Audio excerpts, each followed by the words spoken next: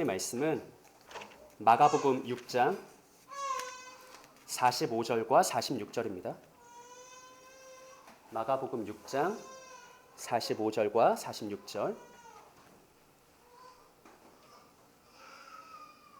제가 읽겠습니다. 예수께서 즉시 제자들을 재촉하사 자기가 무리를 보내는 동안에 배 타고 앞서 건너편 벳세다로 가게 하시고 무리를 작별하신 후에 기도하러 산으로 가시니라. 아멘. 네. 시간 우리 함께 서로를 축복하면서 인사할까요? 기도는 단지 책임, 의무, 과업, 사역이 아닙니다.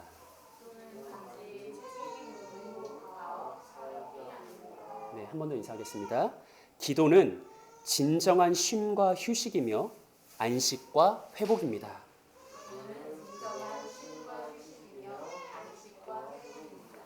네, 감사합니다. 지난 시간에 우리는 긍휼과 공급이라는 제목으로 오병이어의 기적을 살펴보았습니다. 예수님은 우리의 무지와 무례에도 불구하고 기본적으로 우리를 목자 없는 양으로 간주하시고 그의 긍휼함으로 대하신다. 또 예수님의 긍휼은 그냥 어떻게 불쌍해 이것으로만 끝나는 게 아니라 우리의 실제적인 영적, 육적 필요 모두를 충만하게 채워주시는 공급으로 완성된다. 바로 이렇게 예수님은 우리를 긍휼히 여기시는 분이고 우리의 필요를 공급해 주시는 분이다라는 말씀을 나누었죠. 이러한 예수님의 긍휼과 공급이 있기 때문에 우리는 이 땅에서 버려진 고아와 같지 않게 또 비록 나그네지만 동시에 저 천국 하늘나라의 백성으로서 힘있게 살아갈 수 있는 것입니다. 오늘 우리는 7월의 마지막 주일을 맞아서 주님의 살과 피를 대하는 성찬 예식을 행할 터인데 오늘 예배와 성찬식을 통해 사랑하는 여러분들의 8월 한 달의 삶 동안 주님의 긍휼과 공급의 은혜가 임하고 또 그로 인해서 온전한 주의 교회와 백성으로 살아가는 복된 은혜 있기를 구주 예수님의 이름으로 축복합니다. 자, 우리 오늘 본문 말씀 한번 다시 읽어볼까요? 네, 합독합니다. 시작. 예수께서 즉시 제자들을 재촉하사 자기가 무리를 보내는 동안에 배 타고 앞서 건너편 벳세다로 가게 하시고 무리를 작별하신 후에 기도하러 산으로 가시니라. 아멘. 자, 여러분 잠시 지난 시간의 말씀을 다시 생각해 보세요. 예수님은 목자 없는 양과 같은 무리를 불쌍히 여기시고 그들에게 하나님 나라의 말씀을 가르치셨죠. 그리고 날이 저물어 저녁이 되었을 때는 굶주린 사람들을 위해서 물고기 2마리와 보리떡 5개로 그들 모두를 약 5,000명이 넘었던 그 많은 사람들을 배불리 먹이는 놀라운 이적을 행하셨습니다. 그러면 질문이에요. 그 오병이어의 기적이 종결된 때 시간은 언제였을까요? 결론부터 말하면 알 수 없어요. 성경에 말하지 않기 때문에. 근데 우리가 추론할 수 있는데 그 정황이 어떻게 되냐면 예수님이 목자 없는 양 같은 사람들을 불쌍히 여기시면서 그들에게 하나님 나라의 말씀을 열심히 가르쳤어요. 그러다 보니까 날이 저물 때가 됐어요. 날이 저물어 저녁 때가 되었다고요. 그때 예수님이 굶주린 사람들을 위해서 오병이어의 기적을 행했거든요. 그렇다면 아마도 제 생각엔 날이 저물어 어두워진 때에 시작된 오병이어의 사역, 5,000명이 넘는 실제적으로는 약 2만 명에 육박하는 그 수많은 사람들을 물고기 2마리와 보리떡 5개로 배불리 먹이는 사역이 과연 그렇게 금방 끝났을까? 1시간이 걸렸는지 2시간이 걸렸는지 3시간이 걸렸는지 우리로서는 알 수 없지만 아마도 추론해 보건대 오병이어의 사역이 그렇게 금방 끝나진 않았을 거다. 그리고 결론적으로 말하면 오병이어의 사역이 종결된 때는 생각보다 더 깊은 밤이었을 거다. 저녁 때 시작했잖아요. 상당히 깊은 밤이 돼서야 그 사역이 끝났을 거라는 거죠. 그리고 깊은 밤이 되었습니다. 드디어 오병이어의 사역을 모두 마쳤습니다. 그런데 성경은 바로 그때 갑자기 예수님이 제자들을 재촉해서 어떻게 해요? 어떻게 하라고요? 배를 타고 앞서 건너편 벳세다로 이동하게 하셨다라고 말하죠. 오병이어의 기적을 체험한 무리가 여전히 남아 있는데 갑자기 한밤중에 예수님이 제자들을 막 재촉해가지고 너희는 지금 즉시 배를 타고 바다 건너편으로 이동해라. 남아있는 무리는 내가 알아서 해산시킬게, 돌려보낼게. 너희는 지금 즉시 배를 타고 이동해야 된다라고 하면서 45절 상반부를 보니까 제자들을 뭐 했다라고 말해요? 재촉했다라고 말하죠. 한글 성경이 재촉하다라고 번역한 헬라어 단어는 아낭카조인데 여기에는 강요하다라는 의미도 있습니다. 그러니까 여러분, 예수님이 제자들을 재촉했다라고 할 때 그 재촉은요, 첫 번째로는 시간적 재촉이죠. 빨리 가야 돼. 지금 당장 가야 돼. 즉시 가야 돼. 이렇게 급하게 밀어붙이는 재촉이죠. 하지만 동시에 여기에는 의지적 재촉이라는 의미도 담겨 있어요. 무슨 말이냐면 어떠한 이유에서인지 제자들은 오병이어의 기적이 일어났던 그 장소를 떠나고 싶어 하지 않았던 거예요. 근데 예수님은 그들의 의지에 반하여서 약간의 강제와 강요로서 그들을 등 떠밀듯이 배를 태워 바다 건너편으로 이동시킨 거예요. 그리고 나서 예수님은 무리도 돌려보내고 마지막으로 예수님은 어떻게 하셨어요? 홀로 기도하기 위해서 산에 올라가셨다라고 말하죠. 자, 그럼 한번 생각해 볼게요. 오병이어의 기적이 끝난 시점은 깊은 밤이었어요. 그러면 예수님은 적어도 두 가지 옵션을 취할 수 있었을 것 같거든요. 첫 번째, 먼저는 제자들과 함께 무리를 다 같이 돌려보내는 거죠. 그 다음에 그들과 함께 바다 건너편으로 이동하든지, 아니면 이미 깊은 밤이 되었기 때문에 한밤중이 되었기 때문에 오밤중이니까 그냥 그날은 무리하지 않고 그곳에서 야영을 하고 야숙을 하고 다음날 아침에 일찍 기도하러 산에 올라간다든지, 이런 여러 가지 다른 옵션이 있었는데 이상하게도 예수님은 그 한밤중에 굳이 제자들을 배에 강요해서 타서 이동하게 만들고 예수님은 혼자 무리를 해산시키고 자기는 기도하기 위해서 산에 올라가셨다라는 것이죠. 마가복음의 진술만으로는 온전히 이해하기 힘든 어떤 예수님의 의도와 예수님의 행보가 본문에 나타나 있습니다. 여기서 우리는 잠시 요한복음의 도움을 받으면 좋은데 우리 요한복음 6장 15절을 한번 읽어볼까요? 시작. 그러므로 예수께서 그들이 와서 자기를 억지로 붙들어 임금으로 사흘을 줄 아시고 다시 혼자 산으로 떠나가시니라. 아멘. 자, 여러분, 마가복음을 읽을 때는 그에 대한 명쾌한 이유가 나와 있진 않은데 이에 대해서 요한은 마가보다 더 자세한 정보를 제공하죠. 예수님이 오병이어의 기적을 행했습니다. 그러자 그 기적을 체험한 모든 사람들이 예수님을 이는 바로 그 선지자다라고 외치며 높여 칭송했어요. 사역이 성공적으로 마무리된 거죠. 백성들의 절대적인 지지를 얻은 거죠. 그런데 예수님은 그들의 진짜 속마음이 어떠한지를 아셨다. 이스라엘 백성들이 원했던 건 뭐예요? 성경이 말하는 메시아 그리스도가 아니에요. 예수님께서 직접 선언하신 십자가의 고난과 죽음으로 죄의 값을 치르고 사망을 정복해서 죄에서 많은 사람들을 구원해내는 그런 그리스도를 원했던 게 아니라고요. 그들의 속마음은 뭐예요? 저 로마 제국, 우리를 괴롭히고 억압하고 강요하는 저 강력한 로마 제국을 뒤엎어버릴 군사적 메시아였어요. 다윗과 같이 이방 열국을 다 정복하고 그들을 복속시킬 수 있는 그런 강력한 힘을 가진 지도자를 원했어요. 오병이어의 기적을 체험한 사람들이 정말 이분이 성경이 말한 그 메시아구나. 우리가 그분의 길을 따라가야겠다. 이런 식으로 반응한 게 아니라 그들이 예수님을 억지로 붙들어 자기들의 임금 삼으려 했다. 예수님의 메시아 되심을 그곳에 담긴 진정한 성경의 의미를 깨닫지 못하고 자기가 원하는 자기들을 위한 임금을 삼고자 했다. 그래서 예수님은 그 위험성을 간파하시고 한밤중이었지만 한밤중에 배를 타고 바다를 건너는 게 매우 위험한 일이잖아요.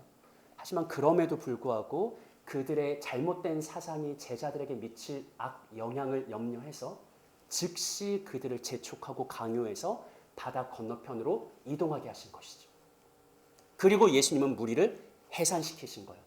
그리고 마지막 그 행보가 중요하죠. 예수님은 어떻게 했어요? 홀로 어디로 가요? 산에 올라가요. 왜? 기도하기 위해서. 어떤 기도를 했을까요? 이 정황 속에서 예수님의 기도는 뭐였을까요? 전도 여행을 제자들이 성공적으로 마치고 돌아왔어요. 오병이어라는 놀라운 기적도 행했어요. 백성들도 모두가 칭송하고 찬송하고 영광을 돌려요. 사역이 다 성공적인 것 같아요. 그런데 예수님은 그때 그럼에도 불구하고 산에 올라가서 기도해요. 어떤 기도를 했겠어요? 하나님, 모든 게 내 마음대로 잘 돌아가는 것 같지만 사실은 그렇지 않은 것을 잘 알고 있습니다. 사역이 매우 성공적인 것 같지만 지금이 사실은 가장 큰 위기의 순간임을 잘 알고 있습니다. 겉으로 보기에는 다 잘 돌아가고 있는 것 같지만 지금 내가 하나님 앞에 나아가서 기도하지 않으면 다시 내 정체성과 나의 사명과 나의 메시아 사역을 새롭게 재정립하지 않으면 나도 무너지고 제자들도 무너지고 결국 이 복음 사역이 온전한 목적지로 갈 수 없음을 제가 잘 알고 있습니다. 그래서 예수님은 기도의 자리에 나아가신 거죠. 가장 성공적인 때 하지만 동시에 가장 큰 위기가 찾아왔기 때문에 예수님은 그 영적 혼란을 인식하고 지금은 기도해야 될 때다라고 결론 내리시고 제자를 보내고 무리도 보내고 홀로 산에 올라가 하나님과 대면해서 밤새도록 우리가 다음 주에 살펴보겠지만 예수님 밤 사경쯤에 기도를 마치고 내려오셨는데 그게 새벽 3시에서 6시예요. 그러니까 아마 새벽 동틀 무렵까지 예수님은 밤새도록 혼신의 힘을 다해 자기의 메시아 사역을 새롭게 하는 기도를 하나님께 올려드린 것 같습니다. 이러한 철저한 분별 있는 기도, 결단의 기도의 삶이 있었기 때문에 예수님은 자신에게 맡겨진 메시아의 사역을 온전히 완수할 수 있었던 것이죠. 중요한 순간, 위기의 순간마다 예수님은 모든 것을 잠시 스탑하고 바로 하나님께 나아가서 언제나 기도하는 삶을 사셨습니다. 그러니까 오늘 본문에 등장하는 예수님의 기도의 그 모습에서 우리가 가장 첫 번째로 이게 아마 가장 유력한 답일 텐데 얻을 수 있는 적용점은 예수님은 그렇게 사역의 중요한 고비마다 생의 결정적인 순간마다 즉시 하나님께로 나아가서 자신을 맡기고 하나님의 인도하심을 구하는 그런 기도에 힘썼다라고 우리가 첫 번째를 정리할 수 있는 것이죠. 그런데 저는 오늘 설교를 준비하면서 이게 전통적인 해석이지만 여기에 한 가지를 더 강조하고 싶었어요. 사실 제가 오늘 설교의 포인트를 잡은 것은 이 두 번째 부분입니다. 잠시 지난주 말씀으로부터 오늘 본문까지의 흐름을, 이 연결이 중요한데 이 흐름을 한번 생각해 볼까요? 예수님이 수많은 무리들에게 둘러싸여 식사할 겨를도 없이 정신없이 분주하게 사역을 하고 있었는데 그때 마침 12제자가 전도 여행을 마치고 예수님께로 돌아오죠. 제자들이 오자마자 본 것은 예수님이 홀로 동분서주하며 고군분투하는 모습이었어요. 예수님 주변에서 사람들이 말씀을 가르쳐주세요. 병을 고쳐주세요. 귀신을 쫓아내주세요. 예수님을 혼이 쏙 빠질 정도로 정신없이 혼자 막 미친 듯이 사역하고 있는 것을 제자들이 봤죠. 정상적인 상황이면 제자들이 어떻게 행동했어야 돼요? 즉시 예수님의 사역을 도와야죠. 예수님 너무 힘들게 혼자 사역하고 있으니까. 그런데 그 순간에 예수님은 전도 여행을 마치고 돌아온 제자들에게 가장 필요한 게 뭘까? 순간적으로 예수님은 이들이 지금 내 사역을 도울 게 아니라 오히려 지금은 제자들이 뭐 해야 될 때다? 지난주 말씀 기억하세요? 뭐 해야 될 때다? 휴식을 취해야 될 때다. 너희는 쉼을 가져야 될 때다라고 판단하시고 예수님이 매우 과감한 결단을 내려요. 자기를 필요로 하는 수많은 무리가 있음에도 불구하고 과감하게 그 사역의 현장을 제자들과 함께 빠져나와요. 내가 너에게 휴식을 주길 원한다. 쉼을 주길 원한다. 안식 주길 원한다. 그래서 예수님은 제자들과 함께 배를 타고 이동해버려요.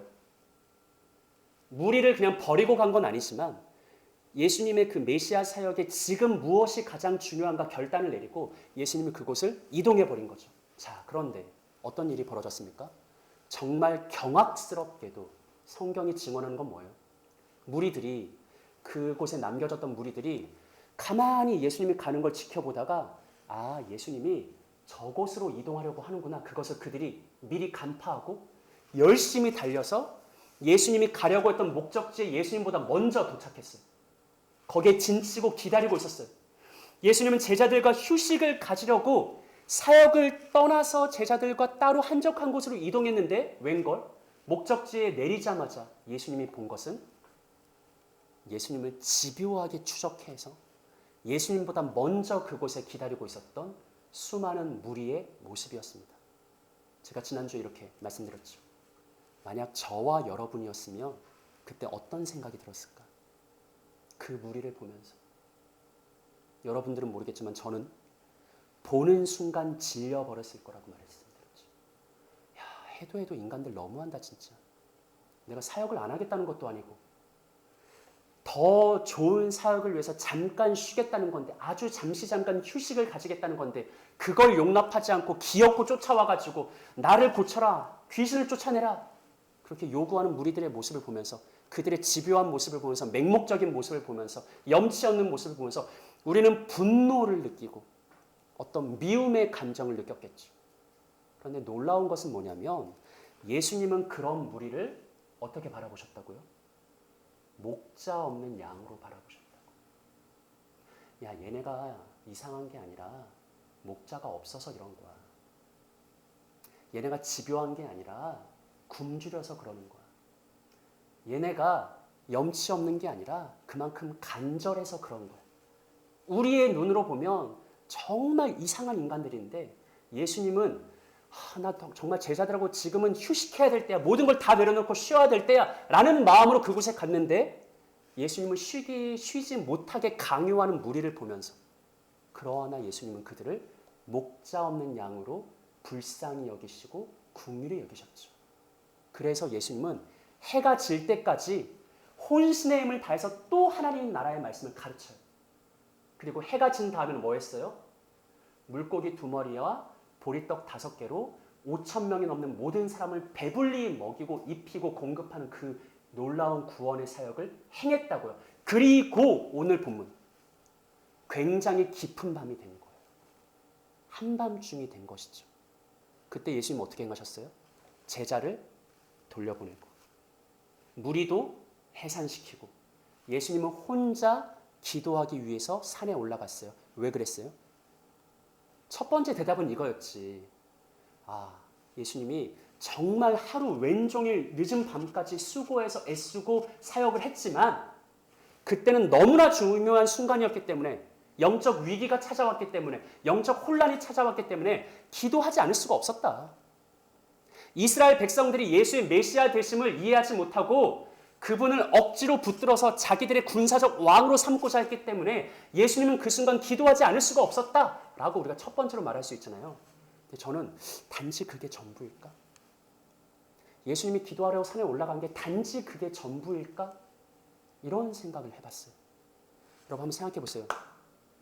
예수님이 제자들을 다 보내고 무리도 해산시키고 혼자 기도하기 위해서 산에 올라갑니다. 만약 여러분들이 이 장면을 영화로 만든다면, 혹은 여러분들이 직접 이 장면을 그림으로 그린다면 어떻게 묘사하겠어요? 어떻게 묘사하겠어요? 만약 첫 번째 이유로 우리가 그 장면을 묘사하면 이렇게 되겠죠.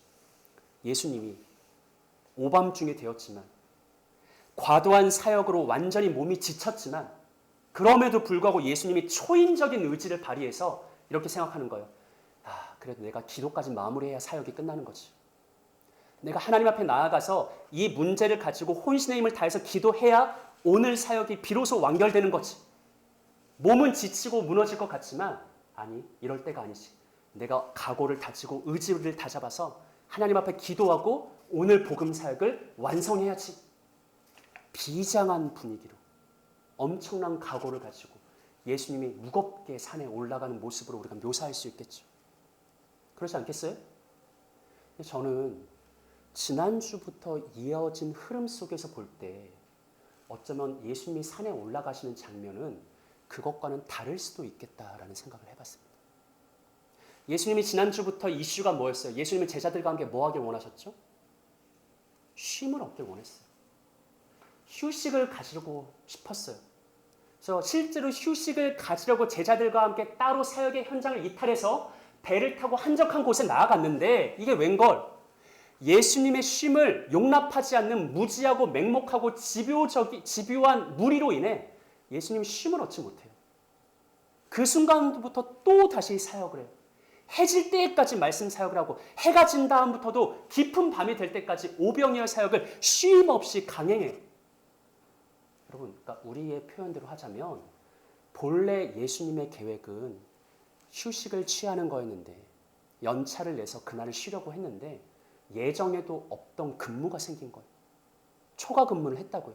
휴일에도 불러나와가지고 밤이 될 때까지 쉼 없이 근무를 했다고요. 예수님 얼마나 지쳤겠어요. 정신적으로나 육체적으로 얼마나 피폐해졌겠어요. 근데 그 모든 사역을 마침내 깊은 밤이 됐을 때 마치고 예수님이 한 일이 뭐냐면 기도하겠다고 산에 올라가는 거예요. 어떤 모습이었을까? 나 너무 지치고 너무 힘들고 지금 쓰러질 것 같지만 그래도 사역의 완성은 기도지. 기도까지 해야 끝나는 거지. 다시 한번 힘을 내자 그러면서 비장하게 산에 올라갔을까요? 아닌 것 같아요. 예수님은 드디어 사역이 끝났구나. 이제 휴식하러 가야지. 내가 아침부터 제자들과 그렇게 쉬고 싶었는데 고되고 지친 사역으로 못했던 그 쉼, 그 휴식, 그 위로, 그 평안, 그 안식을 어디로 가야지 하고 예수님은 어디로 가는 거예요? 산에 올라가는 거예요. 기도하기 위해서 산에 올라가시는 예수님의 모습은 단지 비장한 게 아니에요. 드디어 모든 사역을 마치고 이제는 기쁜 마음으로, 즐거운 마음으로, 기대되는 마음으로 소망을 가지고 하나님 앞에 나아가서 내가 진정한 위로를 얻을 수 있을 거야. 진짜 쉼을 얻을 수 있을 거야. 진정한 휴식을 얻을 수 있을 거야. 이런 마음으로 어쩌면 예수님은 산에 올라가지 않았을까요? 여러분, 예수님에게 있어서 기도는요. 내가 너무 힘들고 지치지만 그래도 반드시 해내야 되는 과업, 또 하나의 사역, 의무이자 책임 이런 게 아니에요. 예수님에게 있어 기도는 뭐냐면 1차적으로 휴식이에요. 우리로서는 이해하기 힘들지만 하루의 고됨, 하루의 지침, 근데 그 예수님이 너무나 간절히 원했던 쉬고 싶어, 휴식을 얻고 싶어, 위로를 받고 싶어, 평안을 가지고 싶어. 그래서 예수님의 발걸음이 자연스럽게 이동한 곳은 어디냐면 하나님과 대면하는 그 자리였다고, 기도의 자리였다고. 우리는 많은 때 이렇게 생각합니다. 기도는 신자의 의무요, 책임이다. 한 주간 힘들게 살아왔어? 그래도 신자면 당연히 기도해야 되는 거 아니야? 한 주의 마무리인 기도의 시간 나가는 게 그게 신자의 당연한 책무 아니야? 그게 우리의 과업 아니야? 그게 우리의 사역 아니야? 우리는 기도를 자꾸 어떤 일로, 사명으로, 내가 해내야 되는 어떤 과업으로, 강제성이 부과되는 책임으로, 의무로, 내 몸은, 내 마음은 너무 지치고 그냥 쉬고 싶지만 그래도 초인적인 의지를 발휘해서 내가 기도를 해야지. 그게 신자의 마땅함이지. 이런 식으로 생각할 때가 많은데 한번 생각을 전환해 보자는 거죠. 예수님은 그렇게 행동하셨다고. 예수님이 하나님을 만나 뵙기 위해서 산에 올라갈 때 그분의 마음을 사로잡았던 것은 비장한 책임감이 아니에요. 이제 하나님 앞에 나아가서 내 모든 것을 내려놓고 내 마음에 복잡하게 휘몰아쳤던 감정들과 고민들과 갈등을 내 사랑하는 하나님 앞에 다 내려놓고 그곳에서 내가 쉼을 얻어야지. 그곳에서 밤새 기도하셨거든요. 오늘 본문을 읽고 우리의 적용점이 단지 그러니 우리도 철야 기도를 해야겠다. 이런 게 나오면 곤란한 거죠. 야, 예수님 봐라. 하루 종일 녹초가 될 때까지 사역하고 나서도 그럼에도 불구하고 밤새도록 기도하지 않냐? 기도는 원래 그런 거야. 기도 훈련은 원래 그렇게 하는 거야. 지치고 힘들지만 모여서 우리 한번 한계점까지 기도해보자. 이런 게 단순히 적용점이 아니라 예수님은 어쩌면 밤새도록 그곳에서 기도하신 것은 정말 기쁘고 즐겁게 하나님과 함께 기도했던 것은 아니었을까? 하루에 고단했던 일상을 다 마치고 예수님 마음을 강력하게 끌어당겼던 것은 이제 드디어 하나님께 내가 나아갈 수 있다. 하나님만이 나를 위로할 수 있다. 세상 누구도 세상 어디에서도 나에게 참된 위로와 평안을 줄 수 없는데 이제 드디어 내가 하나님을 대면하고 그곳에서 진정한 쉼, 휴식, 위로를 얻겠구나라고 생각하시진 않았을까요? 묻고 싶습니다. 여러분들에게 있어 기도는 무엇입니까? 여러분들에게 있어 하나님 앞에 나아가 하나님을 대면하고 하나님과 대화하는 그 시간은 어떻게 인식되고 있습니까? 여러분, 한 가지 제가 분명하게 말씀드릴 수 있는 건 이거예요. 우리가 아까 말한 것처럼 기도를 또 하나의 사역, 또 하나의 일, 또 하나의 과업, 또 하나의 의무와 책임으로만 생각하면 우리는 결코 본문 속의 예수님처럼은 기도할 수 없어요. 이미 내 할 일 다 했어요. 과하게 넘치도록 했어요. 밤은 깊었고 몸은 지쳤어요. 그런데 굳이 기도라는 일을 또 해야 돼요? 다음날 아침에 일어나서 하면 되잖아. 오늘 할 당량 다 채웠다고. 오늘 할 사역 열심히 다 했다고. 근데 내가 기도라는 책임을 굳이 이 밤에 또 해야 돼? 할 필요도 없고 할 수도 없어요. 근데 우리가 그 기도를 단지 일이 아니라, 단지 짐이 아니라, 단지 책임이 아니라 기도는 내가 쉬는 시간이야. 기도는 내가 휴식을 취하는 귀한 시간이야. 기도는 내가 안식을 누리는 시간이야 라고 생각한다면 어쩌면 우리의 기도의 생활이 지금과는 많이 달라지지 않을까라는 생각. 오늘 이 시간에 특별히 7월을 마무리하고 8월을 준비하는 이 시점에서 우리가 진지하게 한번 고민해 봤으면 좋겠습니다.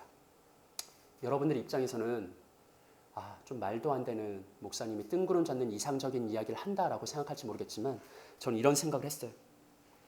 직장인들이 아직 출근하지도 않았는데 벌써 퇴근을 간절히 기다리는 그 마음으로, 직장인들이 이제 월요일 시작됐는데 벌써 금요일 밤에 계획을 짜는 그 설레는 마음으로 어쩌면 우리가 기도를 갈망할 수는 없을까? 어쩌면 우리가 그 마음 그대로 하나님 앞에 나아가는 그 시간을 소망할 수는 없을까? 이거는 그냥 불가능한 이야기일까? 성경 속에서만 가능한 이야기일까? 매일 그렇게 살아갈 수는 없겠지만 종종 우리에게, 이따금 우리에게 이런 고백과 이런 생각이 들었으면 좋겠어요. 너무 바쁘고 분주하고 피곤하고 지치고 그래서 마음도 복잡하고 어지럽고 힘든데 오늘 같은 날은 시원하게 치맥 이런 게 아니라 오늘이야말로 하나님 앞에 나아가서 내가 기도로 쉼을 얻어야겠다. 하나님 앞에서 휴식을 얻어야겠다. 하나님으로 인해 내 영혼의 만족과 평안을 얻어야겠다라는 그런 마음의 고백, 마음의 생각. 이게 매일 일어나는 건 좀 힘들겠지만 그래도 우리의 삶에 한 번씩 한 번씩 그런 마음의 고백이 있어야 하지 않을까. 그리고 실제로 하나님 앞에 나아가서 정말 예수님처럼 하나님 앞에 기도하면서 영혼의 위로와 휴식을 얻어야 되지 않을까라는 생각을 해봤습니다. 사랑하는 여러분, 하나님을 만나 뵙기 위해 산에 올라가는 것은요, 비장함이 아니라 기쁨과 즐거움인 것이죠. 하나님을 홀로 대면해서 밤새 기도하는 우리의 마음은 시간 채워야 돼. 나 오늘 3시간 기도하기로 마음 먹었어. 이런 게 아니라 정말 무엇과도 비교할 수 없는 가장 큰 유익이고 기쁨이고 즐거움인 것이죠. 우리에게 이러한, 제가 오늘 설교의 제목을 휴식의 기도라고 잡았는데, 이러한 참된 쉼과 평안의 기도가 회복되었으면 좋겠습니다. 이제 7월을 마무리하면서 또 새로운 8월을 준비하면서 우리가 예수님의 살과 피를 대하는 거룩한 성찬 예식을 행할 터인데, 이 예식을 통해 예수님과의 어떤 진정한 교제를 나누고 교감을 나누고 그로 인해서 쉼과 휴식을 얻는 기도가 우리의 삶에 회복되고 그 기도의 능력으로 8월 한 달 힘있게 살아가는 복된 우리 형제 자매들 되시기를 구주 예수님의 이름으로 축복합니다. 함께 기도할까요?